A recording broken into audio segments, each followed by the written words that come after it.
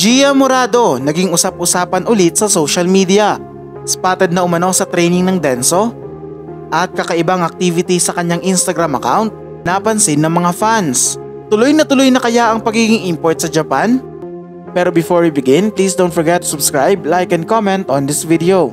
I-click din ang notification bell para lagi kang updated sa Creamline happenings. Hanggang ngayon ay mainit na usap-usapan pa rin sa social media ang umano'y pag-alis ng isa sa mga dekalibreng players ng Creamline. Ilang linggo na lang kasi ay magsisimula na ulit ang bagong conference at hindi pa rin malinaw kung may major changes nga ba sa defending champs. Malakas ang bali-balita na kinuha ng Denso Airibis si Gia Morado bilang kanilang Asian import sa darating na Japan Volleyball League. Nagsulputan na nga ang iba't ibang signs katulad ng isang tila farewell message ni Michelle Gumabaw at ang yakapan moments ni Gia kasama ang kanyang mga teammates. Pero bagamat marami na ang senyales, hindi pa rin naniniwala ang ibang volleyball fans na aalis ang nasabing players sa kanyang mother team.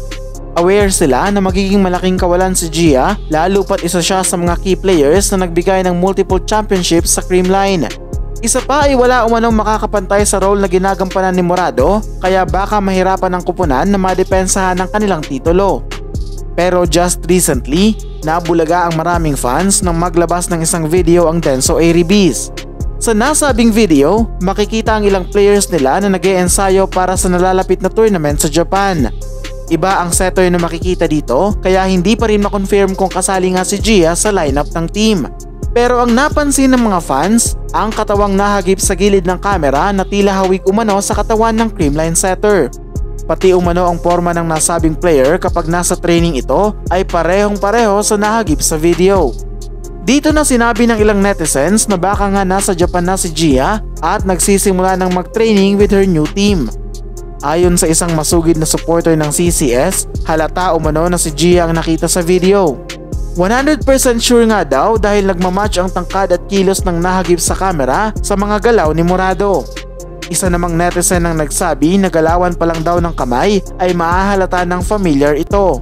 Para sa mga sumubaybay sa journey ni Gia from UAAP to PVL, wala na umanong ibang posibleng nakita sa video ng Denso kundi ang 4-time PVL MVP. Kung may mga convinced na si Gia nga ang namataan sa video, ang ilan naman ay nagsabi na inconclusive ang post ng Denso. Hindi umano pwedeng ibase lang sa isang parte ng katawan para masabing si Morado na nga ang nagtitraining with Airibis. Pero isa pang nakakagulat na kaganapan ang mas lalo pang nagpalakas sa haka-haka na nasa kontrata na si Gia with the Japan Division 1 team.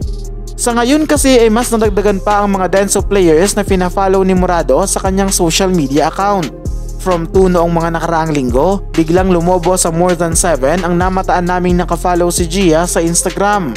Ito'y sina libero Haruna Kawabata, outside hitter Minami Nakamoto, opposite spiker Minami Yoshida, middle blocker Yuki Noda, middle blocker Mami Yokota, outside hitter Yoshino Sato, at libero Mikiha Oguchi. Malaking senyales ito dahil madalas nagkakaroon ng ganitong paglobo sa social media following kapag nagiging mag-teammates ang mga ito. Common sense na lang umano na nag-uumpisa ng mag-build ng connection si Gia with her Japanese teammates. Pero kahit ano pa man ang mga signs, mas hinihintay ng marami ang official confirmation galing kay Morado o sa Creamline management. And that's it mga Ka-Volley News. Please continue supporting this channel para sa mga up-to-date na kaganapan sa Creamline World.